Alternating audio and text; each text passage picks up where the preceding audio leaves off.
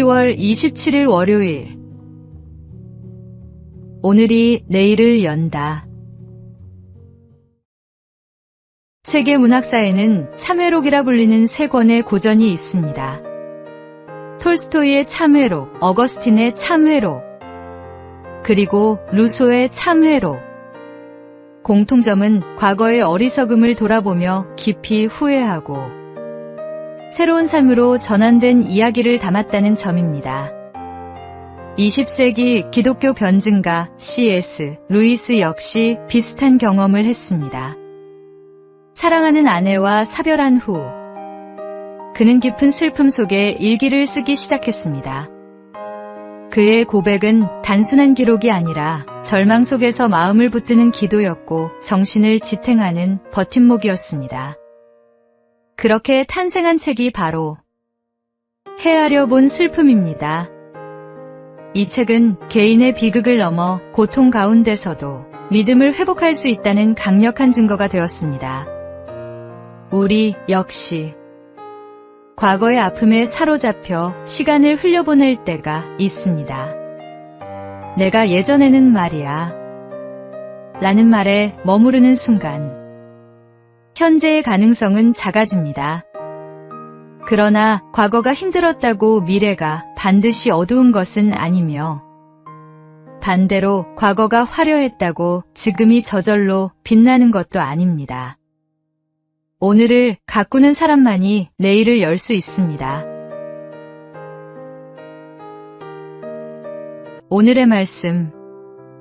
형제들아, 나는 아직 내가 잡은 줄로 여기지 아니하고 오직 한 일, 즉 뒤에 있는 것은 잊어버리고 앞에 있는 것을 잡으려고.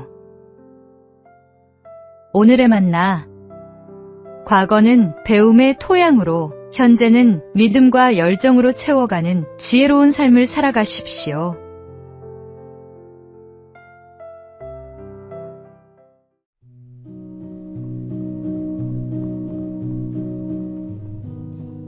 (10월 28일) 화요일.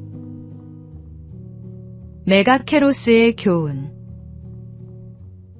옛날 지구상에는 메가케로스라는 거대한 뿔을 가진 사슴이 살고 있었습니다. 양쪽으로 길게 뻗은 뿔은 그 크기만 해도 3m에 달했다고 합니다. 웅장하고 화려한 뿔은 이 사슴의 자랑이자 자부심이었습니다. 그러나 바로 그 뿔 때문에 메가케로스는 멸종하고 말았습니다. 뿔이 너무 무겁고 불편해서 도망치지 못해 맹수들에게 잡아먹혔습니다. 자신이 가장 자랑하던 것이 결국 생명을 위협하는 짐이 된 것입니다. 많은 사람들이 화려한 명예, 높은 지위, 사람들의 박수와 같은 큰 뿔을 얻기 위해 애를 씁니다. 그리고 그것을 붙잡은 순간 행복이 올 것이라 기대합니다. 하지만 세상의 화려한 뿔은 오히려 사람을 억누르고 때로는 파멸의 원인이 되기도 합니다. 반대로 내게 자랑할 만한 뿔이 없다고 해서 불행한 것은 아닙니다. 오히려 그것은 하나님 앞에서 더 안전할 수 있는 은혜일지 모릅니다. 하나님은 우리의 외적인 자랑이 아니라 겸손히 주님께 의지하는 마음을 기뻐하십니다. 세상이 자랑하는 뿔을 좇지 마십시오. 하나님이 주시는 은혜와 성령의 인도하심을 좇으십시오. 진짜 축복은 내가 붙잡은 뿔이 아니라 나를 붙드시는 주님께 있습니다. 오늘의 말씀. 하나님이 교만한 자를 물리치시고 겸손한 자에게 은혜를 주신다 하였느니라. 오늘의 만나. 세상이 추구하는 것들보다 하나님이 기뻐하시는 겸손한 마음이 진정한 보물입니다.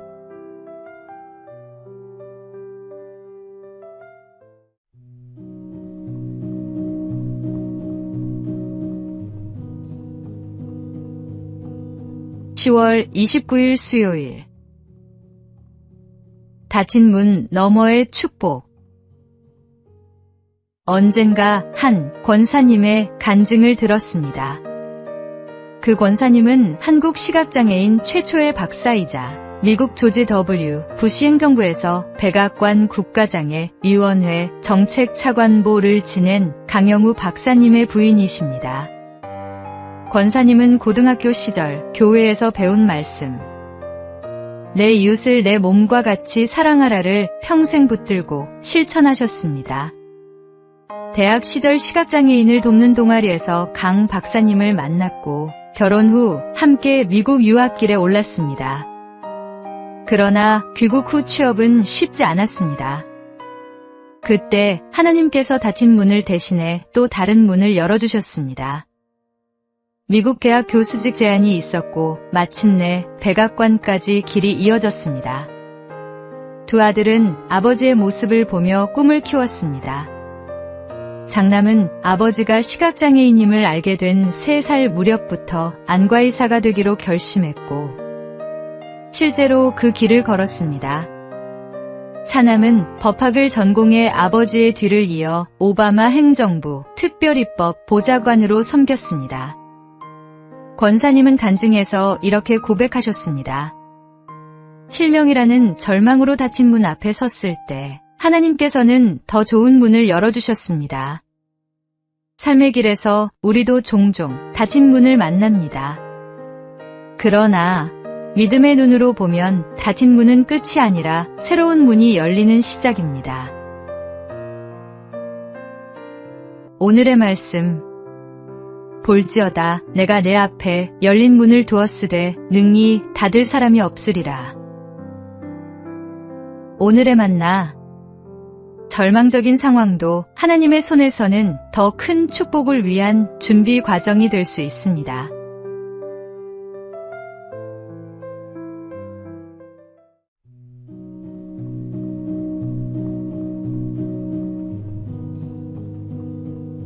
(10월 30일) 목요일. 낙타의 지혜. 낙타는 하루의 시작과 끝을 반드시 주인 앞에 무릎을 꿇으며 맞이합니다. 저녁이 되면 등에 진 무거운 짐을 내려놓기 위해 무릎을 꿇고 아침이 되면 다시 새로운 짐을 싣기 위해 주인 앞에 엎드립니다. 낙타의 주인은 그가 감당할 수 있는 무게를 잘 압니다.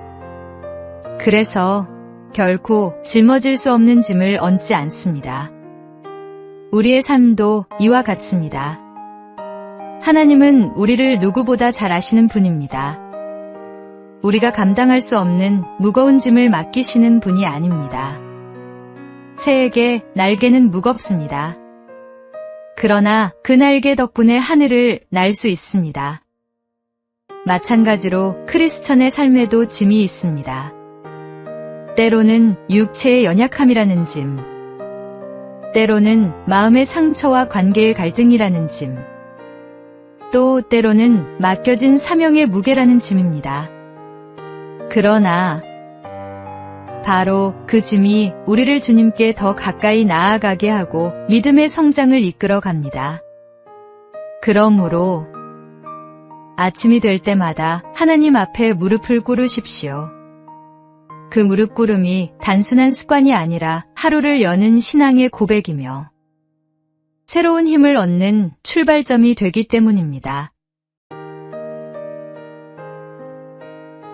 오늘의 말씀, 수고하고 무거운 짐진 자들아 다 내게로 오라. 내가 너희를 쉬게 하리라. 오늘의 만나, 하나님이 맡기신 짐을 겸손히 받아들이고 그 안에서 성장하는 은혜를 경험하시기 바랍니다.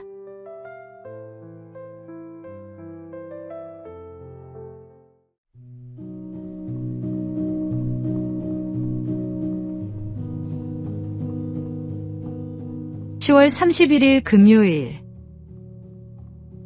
도끼날을 가는 시간. 두 나무꾼이 있었습니다.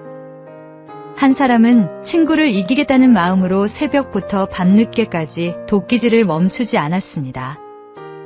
그러나 다른 이는 50분 일하고 10분은 꼭 쉬었습니다. 산을 내려올 시간이 되어 보니 쉬어가며 일한 친구가 오히려 더 많은 장작을 준비했습니다. 놀란 첫 번째 나무꾼이 이유를 묻자 친구는 이렇게 대답했습니다. 나는 쉬는 시간마다 도끼날을 갈았네. 한 달을 마무리하는 오늘, 우리의 삶도 이와 같지 않을까요? 아무리 바쁘게 살아도 멈추어 서서 도끼날을 갈지 않으면 결국 열매는 빈약할 수밖에 없습니다.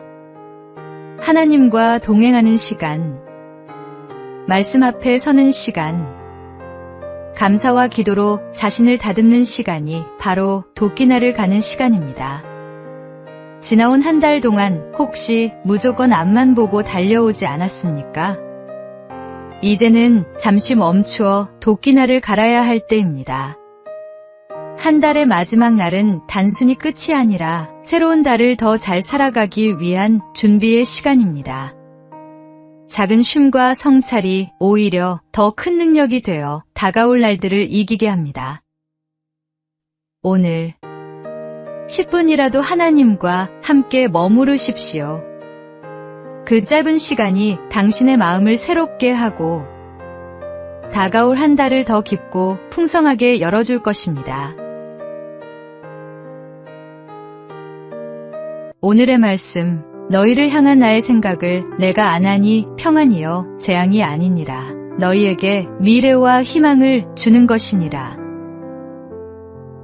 오늘의 만나, 바쁜 일상 속에서도 하나님과 함께하는 시간을 통해 영적 도끼날을 날카롭게 하는 지혜를 가지십시오.